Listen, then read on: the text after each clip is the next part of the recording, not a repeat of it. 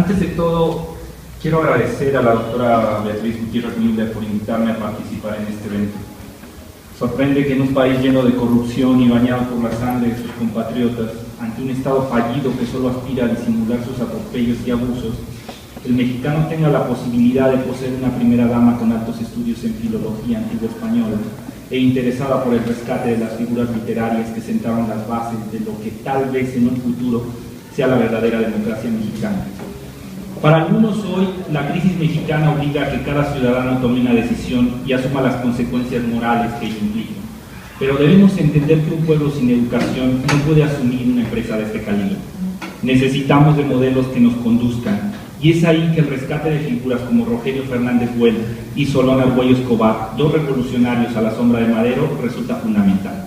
Y si esa empresa la encabeza una mujer como Beatriz Gutiérrez Müller e intenta emular campañas educativas como la de Vasconcelos, entonces tal vez México tenga la posibilidad de levantar la frente después de casi 500 años de sometimiento y vejaciones, primero por sujetos peninsulares y ahora por poderes económicos transnacionales, el gobierno de los Estados Unidos y una jauría de gobernantes mexicanos rapaces.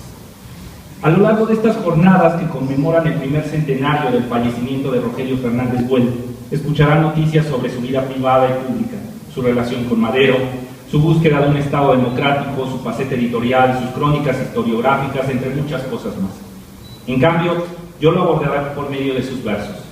No se confundan, Rogelio Fernández Buell es un ejemplo para los costarricenses y mexicanos. Sus proezas políticas pueden considerarse heroicas y el olvido en donde se encuentra es una vergüenza para la educación mexicana y la historia costarricense. Pero además de este carácter heroico, Rogelio Fernández Buell fue un poeta que emuló aquellas proezas clásicas al unir la espada con la pluma. Para los especialistas en poesía latinoamericana del siglo XX, Rogelio Fernández Buell debería estudiarse como ese eslabón perdido que vincula el modernismo literario con las incipientes vanguardias, es decir, una especie de posmodernismo literario, lírico, semejante a la función que cumple González Martínez en México. En un primer momento, cuando recibí el encargo, a ver si puedo poner la presentación. Muchas gracias. En un primer momento, cuando recibí el encargo de evaluar su poesía, intenté realizar una evaluación diacrónica de la misma que concluyera delimitando su poética. Como resultado de muchas frustraciones, primero al no conseguir toda su obra, segundo al descubrir que la faceta poética de Rogelio Fernández Buell no es homogénea, sino que transita por distintos momentos que recuerdan posturas neoclásicas, románticas, simbolistas y modernistas, decidí enfocarme en una de sus obras. La elección fue Lola, romance de costumbres nacionales, publicado en 1918. Como la misma Beatriz Müller apunta,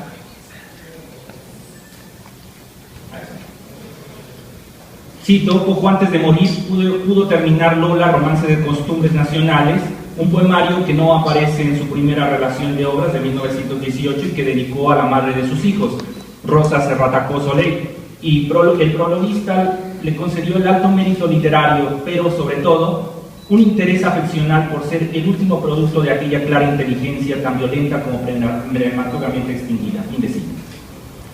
Pueden imaginarse la sorpresa al enterarme que Rogelio Fernández Buell escribe Lola mientras es perseguido por la policía del entonces dictador Felipe Tinoco Granados, quien traicionó su amistad, cerró el Imparcial y lo persiguió por toda Costa Rica hasta asesinarlo. El mismo Fernández señalará en su testamento literario del poeta, cito, he escrito mucho, he proyectado más y solo lamento desaparecer antes de haber hecho algo que valiera la pena. ¿Quién sabe? Puede que de vivir 100 años tampoco hubiera realizado nada digno de memoria. A lo menos, réstame el consuelo de que ningún Homero ni Lucano fenece, y ese mismo consuelo debe quedarse a las generaciones. Lo siento por los tipógrafos e impresores a quienes hubiera dado algún trabajo. Fin de cita. Gran modestia la del poeta que consideraba no haber hecho algo que valiera la pena. Lola es un poema de 738 versos en donde se describe la epopeya de Miguel, un don Juan costarricense que cae enamorado de Dolores y por su pasado truculento no encuentra otra manera de aspirar a poseerla que robándole el día de su boda. Dolores evoluciona en unos cuantos versos de hija de terrateniente sumisa a punto de ser mal casada a Lola, una mujer libre, enamorada de un bandido, madre de una hermosa hija que nace en la libertad del bosque, suicida capaz de degollarse por seguir a su amante a la muerte. Para estar juntos, los enamorados, ambos deben refugiarse en la montaña, en un valle del Cerro Las Vueltas. Es ahí donde forman una colonia penal con otros bandidos. La agricultura y la ganadería, así como el alejarse de las ciudades, transforman al forajido en un ciudadano responsable. Al igual que Lola, Miguel evoluciona de un don Juan a un padre cariñoso y buen cristiano. Sin embargo, tras la afrenta en su honor, el padre de Dolores, Joaquín, abandona su casa y sus tierras para convertirse en soldado y así perseguir a Miguel. Justo un día antes de que los casara un cura de Térraba, comunidad indígena, el padre Joaquín embosca a su yerno y lo asesina. No conforme con ello, arrastra su cuerpo hasta la casa de Lola, en donde, histérica tras lo sucedido, se degüella con el puñal que su padre traía en la cintura. El poema termina describiendo cómo la hija de estos enamorados crece bajo la guía de la abuela, mientras el abuelo asesino cae en la locura encerrado en un hospicio. No engaña a Rogelio Fernández Bueno. Lola es un romance de costumbres nacionales, como ya el título apuntaba. En él, el lector moderno encontrará una reflexión didáctica sobre el amor, las costumbres, la adolescencia y cómo la peor persona en el mundo puede corregirse con base en la educación. A nadie engaño cuando afirmo que en sus versos resuenan referencias románticas como el Don Álvaro del Duque de Rivas, los amantes de Teruel, de Hartzenbusch, y el Don Juan Tenorio de Zorrilla, María de Jorge Isaacs, el Martín Fierro de Hernández, el Zarco de Altamirano. Sin embargo, pronto el lector descubre que en Lola hay algo diferente. Primero, el optimismo y el tono didáctico de la obra llaman la atención. Pareciera que en su poética no hay casos perdidos, en donde toda persona es susceptible a cometer errores, pero también a resarcirlos. Segundo, todos los sociolectos que registra y mitos de la cultura costarricense. Así escuchamos los gritos de los arrieros, los modismos de los campesinos, el contrapunto de los cantos rurales, toda una polifonía. Y por último, el lector se sorprende al escuchar estrofas que recuerdan viejos tiempos, actualizadas con sonidos rurales del pueblo costarricense y con el uso de una diversificación inusual. Para estructurar sus 738 versos, Rogelio Fernández Güell usa las siguientes estrofas, que ven en pantalla. Como observan, todo un compendio de estrofas que recuerda propuestas teóricas como la Pícara Justina, en donde Francisco López de Úbeda en 1605 aprovecha el inicio de cada capítulo para ejemplificar los 50 tipos de estrofas vigentes en su época. Por supuesto, Rogelio Fernández Güell no está imitando la preceptiva barroca española, aunque reconocemos su cercanía ideológica con autores peninsulares como Miguel de Cervantes. Su verdadera motivación es modernista. Lo que intenta es generar sonidos nuevos, de ahí que se sumerge en las profundidades métricas del español y rescate estrofas inusuales. Tampoco debemos considerarlo como un arqueólogo literario, porque su rescate no implica resucitar los sonidos clásicos de aquellas estrofas, sino adaptarlos a los nuevos tiempos modernistas que vivía. Tal vez con la intención de generar una poesía pura. Para lograrlo, adapta muchas de aquellas estrofas a metros inusuales y así leemos romancillos en verso pentasilábico, sextillas con versos de 5, 6 u 8 sílabas, sonetos incompletos o mixtos, etc. De tal manera, Lola es un texto contradictorio. Es un romance de costumbres nacionales, como indica su título, que no está escrito solo en romance, sino en muchos tipos de estrofa más. Por el tema que trata y los tópicos literarios, pareciera una epopeya romántica como el Martín Fierro. Por su carácter didáctico nos recuerda posturas como las de Moratín padre e hijo. Por su apuesta métrica, Rogelio Fernández Güell se vincula con la estética modernista. Sin embargo, esto último, su vínculo con el modernismo, no solo implica una cuestión estrófica o la mezcla de metros.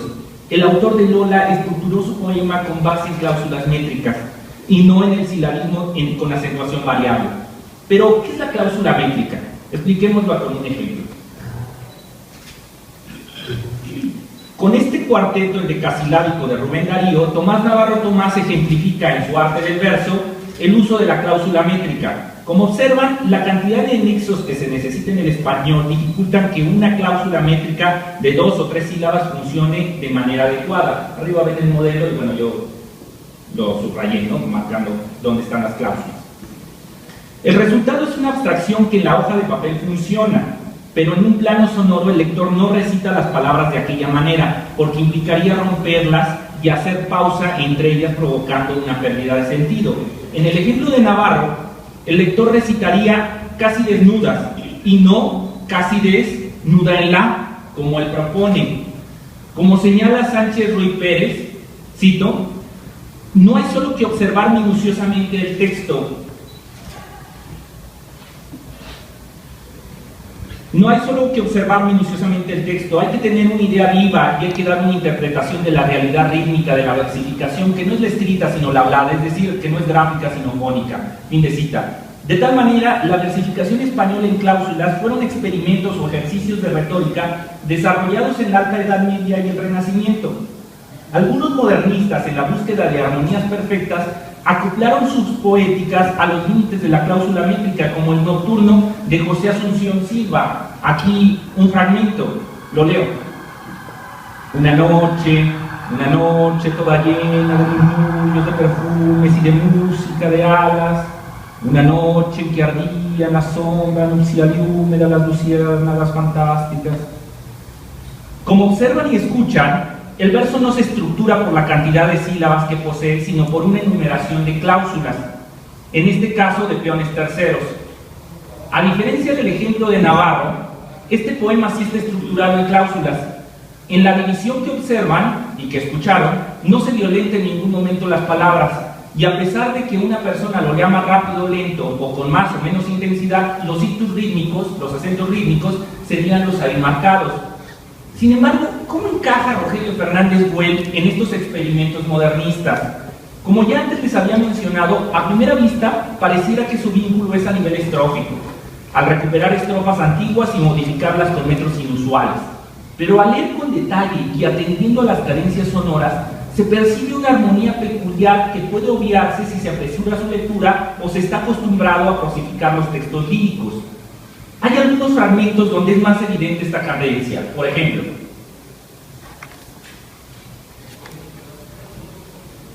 afuera los mozos vestidos de fiesta esperan gozosos al son de la orquesta. Las lindas conchitas con mucho pudor escuchan contritas palabras de amor. Resulta evidente que en estas cuartetas Rogelio Fernández Güell intentó una métrica por cláusulas utilizando el piano víbraco para su cadencia. Otro ejemplo sería: en medio de un grupo de amigas estaba Dolores, el traje de novia y el velo y el ramo de flores. Después de reconocer que los procedimientos sobre las cláusulas métricas no eran desconocidos a Rogelio Fernández Güell, releí el poema atendiendo a ellos.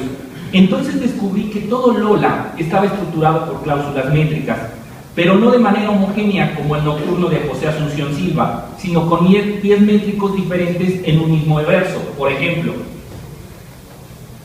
moreno, de ojos ardientes, negro como dos tizones, labios finos e insolentes, esbelto y con unos dientes para partir corazones. Usa chaqueta tallada y muy corta a la cintura, el sombrero a la pedrada, banda de seda encarnada y un encanto de montura. Dependiendo la gramática o retórica en lengua española que se consulte, el catálogo de pies métricos cambia. En el siguiente cuadro se muestran algunas referencias. Todas concuerdan en la existencia de troqueos, llambos, dáctilos, anapestos y anfíbracos, pero no todas aceptan los pies métricos que poseen acentos rítmicos contiguos, los que comúnmente se denominan acentos antirrítmicos, ni tampoco aprecian los pies que solo poseen sílabas átonas. Como ustedes saben, la métrica grecolatina es cuantitativa y la española no. Al no homologarse los conceptos como sílaba ni tampoco la forma de los nexos sintácticos, muchos pies grecolatinos no podrían utilizarse en el español, menos aún cuando se desea mantener el mismo pie a lo largo del verso y la estrofa. La solución, como ejercicio de retórica, es dividir las palabras como lo hizo Tomás Navarro Tomás con el poema de Rubén Darío. Los pies métricos dactílicos aparentan estar en los versos, pero en la recitación desaparecen esas cadencias, ya que solo son espejismos textuales y no realidades fónicas. Lo que escuchamos en Lola de Rogelio Fernández Güell es algo diferente. El poema está estructurado en cláusulas con base en los diferentes pies métricos grecolatinos, pero su uso no es homogéneo a lo largo del poema, va mezclándolos según sus necesidades. Esto es evidente en la siguiente tabla. Las primeras 3 columnas describen la cantidad de versos tomando en cuenta su acomodo silábico. Como se observa, los porcentajes son bajos y aún tomando los 20 modelos más recurrentes solo se alcanza el 78%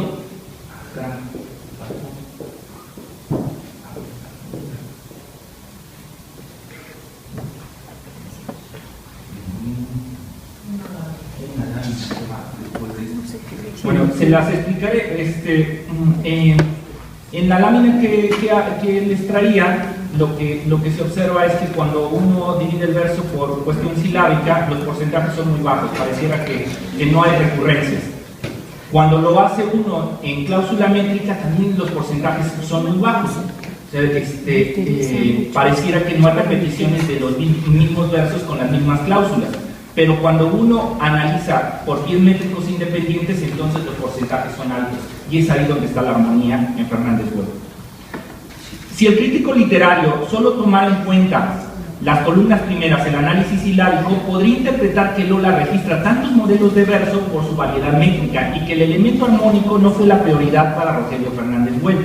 Hay que tener cuidado con estas conclusiones porque refieren más un análisis textal del poema que un correlato fónico.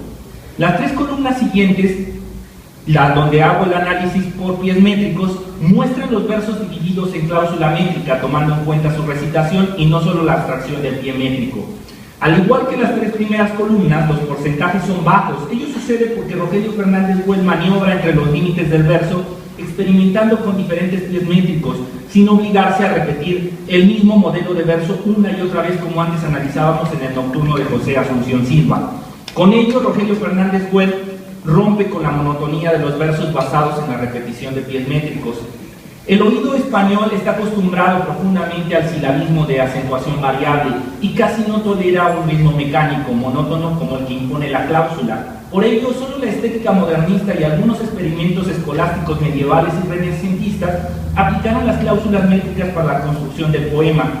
Al respecto, un metrista mexicano, Carlos Mackenzie, me escribía: el español no está configurado para ese tipo de estructuras rítmicas. Lo complicado de adecuar el contenido a formas estables y regulares de acentuación tiene todo su mérito. Ahora bien, al igual que en las tres primeras columnas en donde se analizaban los acomodos silábicos, el crítico literario puede interpretar por los bajos porcentajes registrados que Rogelio Fernández Güell tampoco utilizó las cláusulas métricas para estructurar su poema Lola, y que si acaso se distinguen algunos pies métricos es por pura casualidad. Ello sucede si se hace un análisis textual, si no se aplica una recitación en voz alta del poema. En dado caso, yo me preguntaría, entonces, ¿por qué se perciben las armonías en su recitación? Además, ¿por qué utilizar tantos modelos de estrofa, como vimos, sin sus bases armónicas? Las últimas tres columnas, aquellas donde solo analizo los pies métricos, responden estas preguntas. En ella observamos altos porcentajes, tanto así que con solo 10 pies métricos, Rogelio Fernández Güell estructura el 89% de su poema Lola.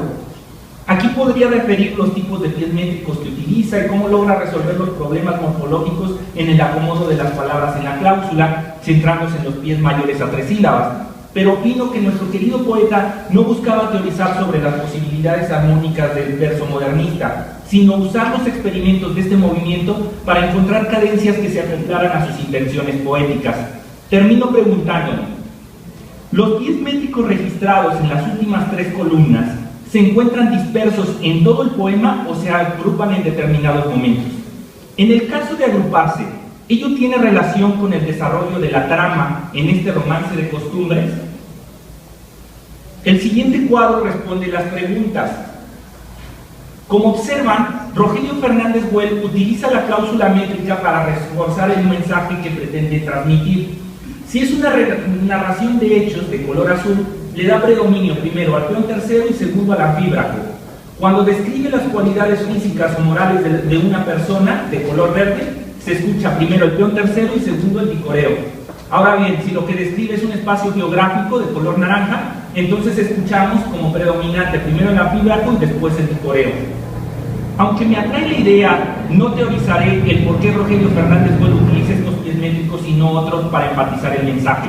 Supongo que esa respuesta se encuentra a niveles fonéticos y refleja las costumbres melódicas del pueblo costarricense. Puedo imaginar que en su repertorio musical se encuentran las claves de los armónicos que intentaba imitar.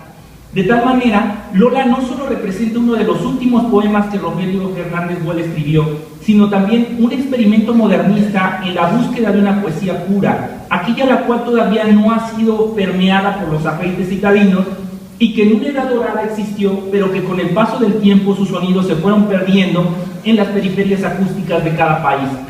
Es una pena que un poema de estas características, que tal vez pudiera funcionar como uno de los eslabones perdidos que vinculen el modernismo con ciertas facetas de la poesía vanguardista hispanoamericana, hoy en día se encuentra olvidado.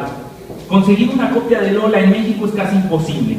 Agradezco a la autora Beatriz Gutiérrez Müller por facilitarme un facsimilar y así tener la oportunidad de leerlo.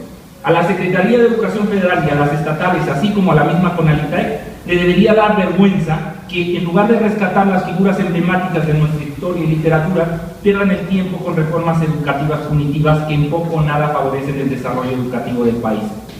Rogelio Fernández Güell no solo era una persona sensible que capturó los sonidos de las costumbres nacionales, era una persona preocupada por su país y entendía que la literatura podía funcionar a diferentes niveles.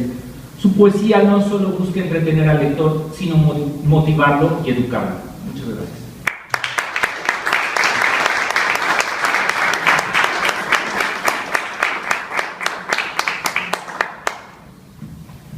Bueno, para babear.